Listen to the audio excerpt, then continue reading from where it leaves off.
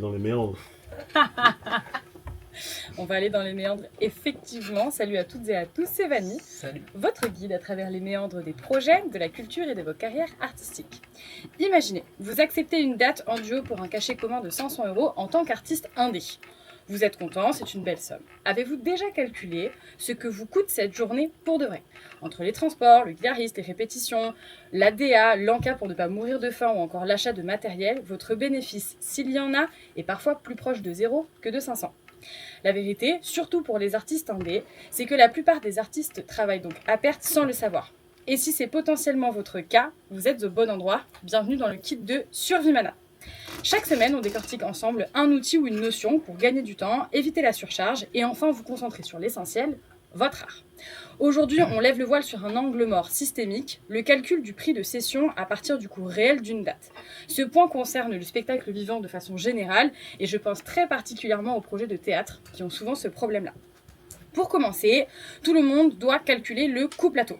C'est le prix de revient strict de votre spectacle ou concert, une fois sur scène. Ça comprend les rémunérations chargées de tous les artistes et de tous les techniciens-techniciennes, les droits d'auteur s'il y en a, les frais techniques et les éventuels frais obligatoires de communication par exemple.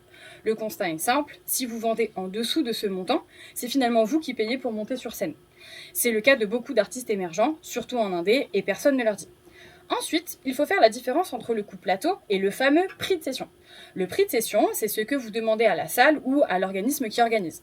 Il doit couvrir bien plus que les salaires. En fait, il doit couvrir et inclure vos frais de structure, les dépenses générales et surtout amortir petit à petit les coûts de la création. Votre spectacle ou même votre show a coûté du temps et de l'argent. Chaque date doit rembourser une petite partie de cet investissement initial. Sans ça, vous ne remboursez donc jamais et donc vous ne sortez pas la tête de l'eau.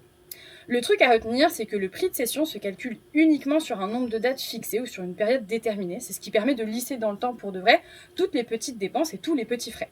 L'erreur la plus répandue, c'est de fixer son prix en regardant ce que font les autres. On se dit, la salle propose X euros, c'est le tarif habituel. Le piège, c'est que le prix du marché ne tient pas compte de vos coûts réels. Il est souvent calqué sur des structures qui ont d'autres sources de revenus ou simplement un modèle économique qui est différent du vôtre.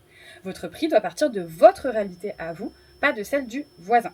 Savoir calculer son prix, ce n'est pas faire de la compta pour le plaisir, évidemment, c'est savoir dire non à une date qui potentiellement vous met en danger économiquement, c'est savoir exactement quoi demander à un financeur ou une financeuse pour équilibrer votre projet, ou enfin, c'est savoir combien de dates vous devez faire pour satisfaire votre modèle économique.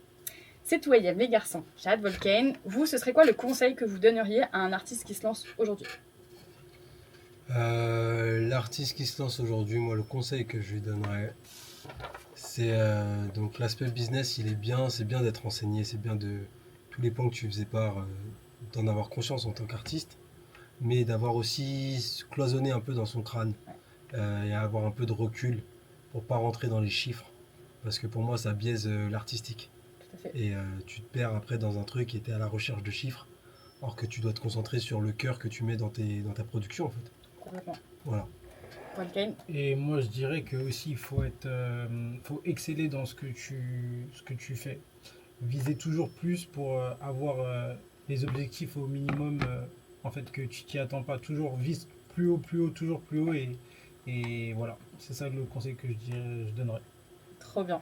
Merci beaucoup. Effectivement, savoir cloisonner pour mettre en place le créatif et effectivement que l'art redevienne au centre de ce que vous êtes en train de faire et surtout allier ses ambitions à ses objectifs. Tout à fait vrai. Petit récap du jour, tentez du mieux que vous pouvez de ne plus subir votre propre secteur et vos tarifs.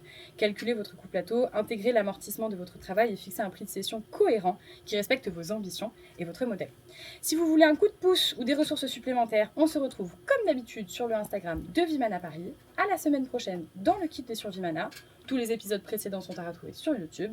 Et n'oubliez pas, si vous ne connaissez pas vos coûts, vous travaillez pour des clous, alors faites vos calculs et ayez du recul. Ah ouais. Excellent. Bravo, Vanny. Excellent. Je vais faire un slam à la fin à chaque fois. Ouais, je te jure, ouais, Vanny, On travaille pour des clous. on t'attend sur scène. On t'attend sur scène prochainement, Vanny. Arrête. Nouvelle corde. Voilà, lancer, ben oui, on va la lancer, on va on va la débloquer. lancer. Bon boulot.